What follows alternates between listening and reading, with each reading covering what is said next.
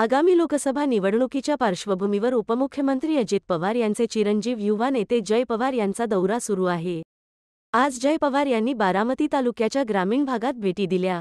जय पवार यांनी स्थानिक ग्रामस्थ व कार्यकर्त्यांशी संवाद साधत त्यांच्या अडीअडचणीही जाणून घेतल्या।